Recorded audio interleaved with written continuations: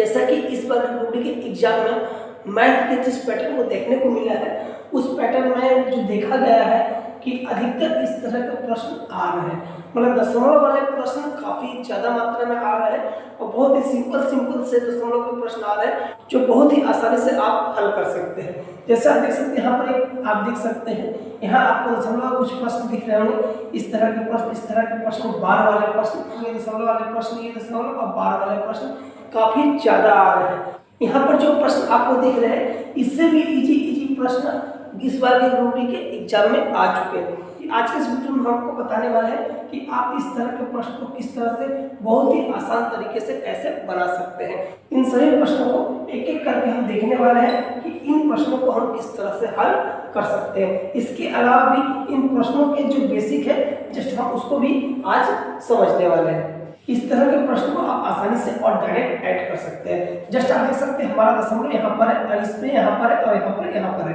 दशमलव के बाद यहाँ पर देख सकते हैं पहली संख्या, यहाँ पर दूसरी संख्या, यहाँ पर तीसरी संख्या दिख रही होगी, यहाँ पर आपको पहली संख्या दिख रही है, यहाँ पर आपको पहली और यहाँ पर आपको दूसरी संख्या दिख रही है। चलिए सबसे पहले हम यहाँ पर तीसरी संख्या है, सबसे पहले हम इसको जोड़ने वाले हैं। जैसे देखते हैं तीसरी संख्या है, यहाँ पर दूसरी संख्या, यहाँ पर भी दूसरी संख्या, यहाँ पर पहली संख्या, यहाँ पर पहली संख्या, यहाँ पर पहली संख्या। सबसे पहले तीसरे प्लेस में जो संख्या है उसको हम जोड़ने वाले हैं। आप देख सकते हैं यहाँ पर तीसरे प्लेस में 8 है और यहाँ पर कोई भी तीसरे प्लेस में कोई भी संख्या नहीं है। सिंपली हम तीसरे प्लेस वाली संख्या को 8 पे यहाँ पर लिख लेते हैं। अब चलिए हम दूसरे प्लेस वाली संख्या को देखते हैं। दूसरे प्लेस वाली संख्या जो आप देख सकते हैं यहाँ पर दो संख्या है, एक यहाँ पर 8 दिख रहा होगा और एक यहाँ पर आपको 7 दिख रहा है। इन दोनों को जब हम जोड़ेंगे 8 7 15, 15 का 5 हाथ में रहा 1, हमारे पास 1 हाथ में है। चलिए अब हम दशमलव के बाद जो पहली संख्या है उसको हम जोड़ने वाले हैं। आप देख सकते हैं दशमलव के बाद जो पहली संख्या आपको यहाँ पर देखने को मिल रही है, आपको यहाँ पर भी देखने को मिल रही है, आपको यहाँ पर भी देखने को मिल रही है। मतलब ये संख्या आप देख सकते हैं, ये रहा वो संख्या, ये रहा संख्या और ये रहा वो संख्या।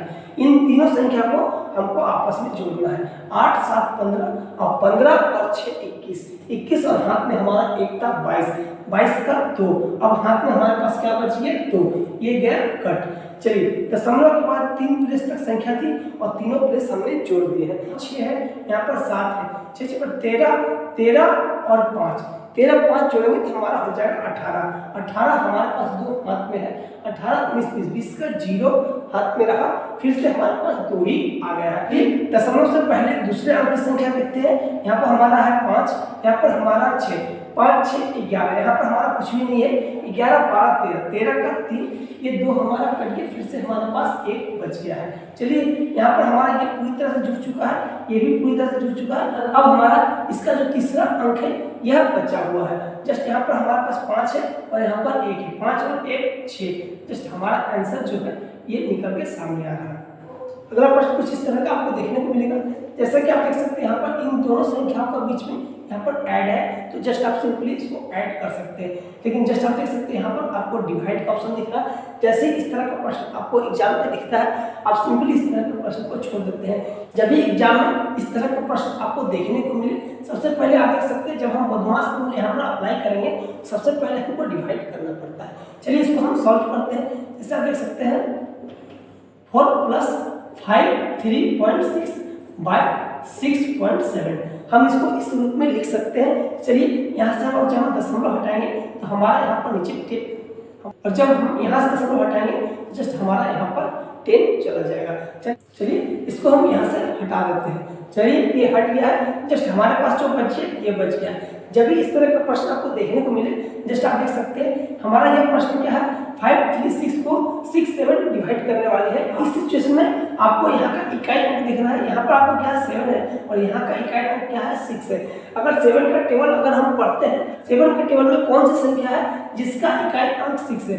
जस्ट आप 7 का टेबल जब हम 8 बार पढ़ेंगे तो आपको 56 मिलता है, आपको 56 मिलता है। जैसे आप देख सकते हैं यहाँ हमारा इकाई अंक जो है 6 है। इसका मतलब अगर हम 67 में 8 से अगर मल्टीप्लाई करें तो क्या हमें यह संख्या मिल सकता है। तो चलिए हम चेक करके देख लेते हैं। 8 7 56 का 6 हाथ में 5, 8 से 48, 49 50 51 52 53। जस्ट आप देख सकते हैं हमारे पास ये संख्या आ चुकी है। अगर 8 से मल्टीप्लाई करने पे यह संख्या नहीं आती है तो 67 को आपको 18 से मल्टीप्लाई करना पड़ेगा। अगर इसके बाद भी नहीं आई 67 को 28 से मल्टीप्लाई करना पड़ेगा, लेकिन ऐसा अमूमन होता नहीं है। सिंपली और आसानी से इस तरह के प्रश्न बनते हैं। सिर्फ आपको एक बार प्रयास करना है, आपके एक बार के प्रयास में ही इस तरह के प्रश्न हल हो जाते हैं। जैसे आप देख सकते हैं 67 के टर्म में 8 बार में यह संख्या आ जा रही है, इसका मतलब इसको हम 8 बार में डिवाइड कर सकते हैं। जैसे इसको डिवाइड कर देते हैं, आप देख सकते हैं अगला स्टेप जो हमारा होगा 432.4 प्लस 8। अब हमें सिंपली इसको ऐड कर देना है। जब हम इसको ऐड करेंगे तो हमारा आंसर जो है यह बन के आ जाएगा। बहुत ही सिंपल, बहुत ही आसान तरीके से इस तरह के प्रश्न बनते हैं। बस आपको थोड़ा सा ध्यान देना होता है और आपको इसका करेक्शन देखना होता है। जैसे आप इसका करेक्शन पकड़ लेते हैं, आपका इस तरह का प्रश्न बहुत ही आसान तरीके से और चुटकियों में बन जाता है। अगला प्रश्न जो आप देख रहे हैं, इस संख्या को आपको p/q के रूप में लिखना होता है, यानी आपको भिन्न के रूप में लिखना है।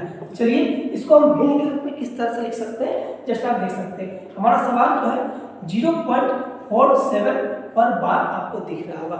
जब भी इस तरह का प्रश्न है, सिंपली आपको कुछ नहीं करना है, आपको 47 को ऊपर लिखना है और जितनी संख्या के ऊपर बार है उतनी संख्या के बदले आपको उतनी 9 आपको लिख देना है। यहाँ पर आप देख सकते हैं 4 और 7 के ऊपर बार है, यानी पहली संख्या दूसरी संख्या दो ही संख्या है, इसके बदले हम यहाँ पर डबल 9 लिख चुके हैं। जस्ट इस तरह से आप इस तरह के प्रश्न को हल कर सकते हैं। चलिए इसी तरह एक और प्रश्न लेते हैं। अगर हमारे पास प्रश्न है 0.32 पर बार, तो सिंपली आपको कुछ नहीं करना है, 32 लिखना है और डबल संख्या के बदले डबल 9 आपको लिख देना है। इसी तरह का अगर एक और प्रश्न लेते हैं 315 पे अगर बार है, सिंपली आपको कुछ नहीं करना है, 315 आपको लिखना है और तीन संख्या है, तीन संख्या के बदले आपको 39 आपको लिख देना है। सिंपली इसी तरह से आप इस तरह का प्रश्न बना सकते हैं। चलिए एक और प्रश्न हम ले लेते हैं।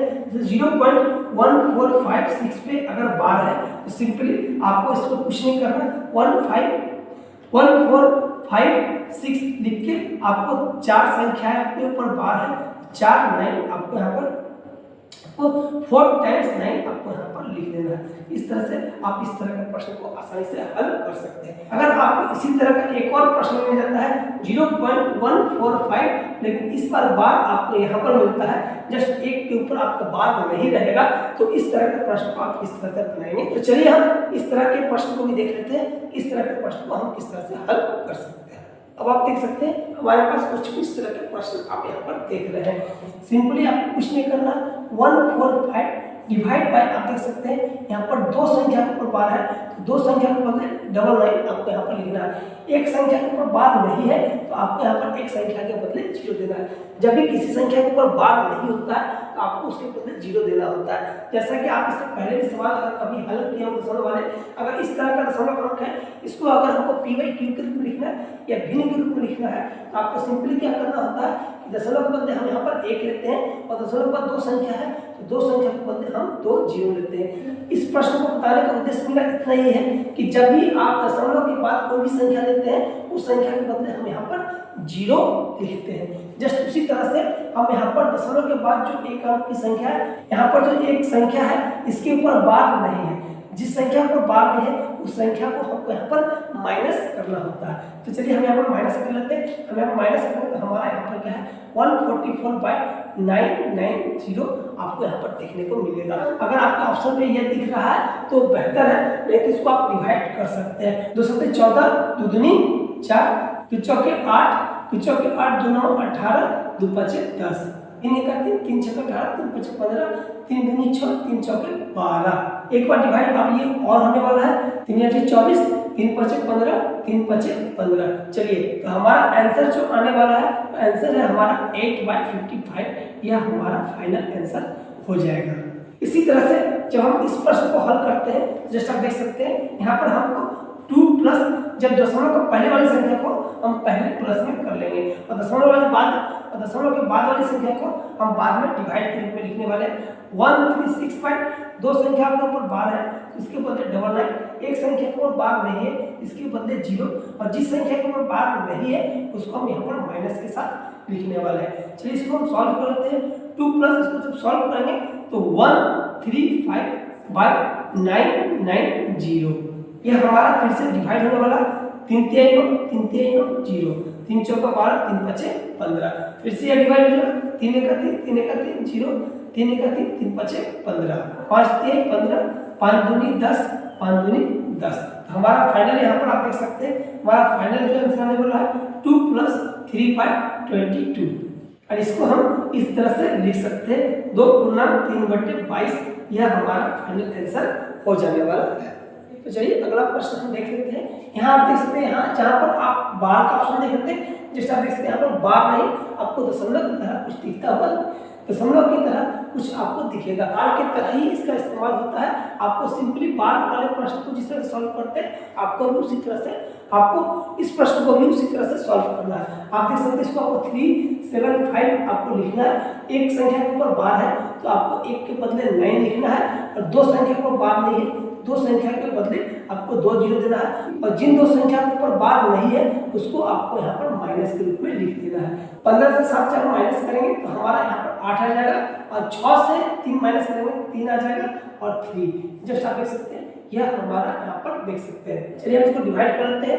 2 चौके 8, 2 5 10, 0, 2 का 2, 2 छक्के 12, 2 9 18। हमारा जो फाइनल आंसर जो है 169/450, यह हमारा फाइनल आंसर बन जाता है। चलिए इसी तरह से जब हम इसको हम सॉल्व करेंगे, इसको हम इसी तरह से सॉल्व करने वाले हैं।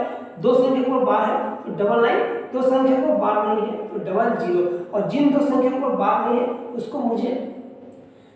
उसको यहाँ पर माइनस कर देना है। चलिए इसको जब माइनस करते हैं तो आपको 13 से 5 जाएगा तो 8, और 2 से 1 घटेगा तो 1 5 1/9900। इस तरह का कुछ रिजल्ट आपको देखने को मिलेगा। चलिए इसको हम डिवाइड कर लेते हैं। 2 चौके 8, 2 9 18, 2 5 10, 0, 2 7 14, 2 5 10, 2 9 18। इस तरह का कुछ आंसर आपको यहाँ पर मिलने वाला है। चलिए आप इस तरह के प्रश्न को बहुत ही आसानी के साथ हल कर सकते हैं। तो इस तरह के काफ़ी सारे प्रश्न एग्जाम में आते हैं जो आपको काफ़ी ज़्यादा परेशान करते हैं। इसके आगे भी बहुत सारे प्रश्न हैं जो हम यहाँ पर डिस्कस करने वाले हैं, लेकिन आज के लिए इस वीडियो को यहीं पर हम रोकने वाले हैं। नेक्स्ट वीडियो में इसके आगे के प्रश्नों के विषय में हम डिस्कस करने वाले हैं, और हम देखने वाले हैं कि उस तरह के प्रश्न को आप किस तरह से बिल्कुल आसान तरीके से सॉल्व कर सकते हैं।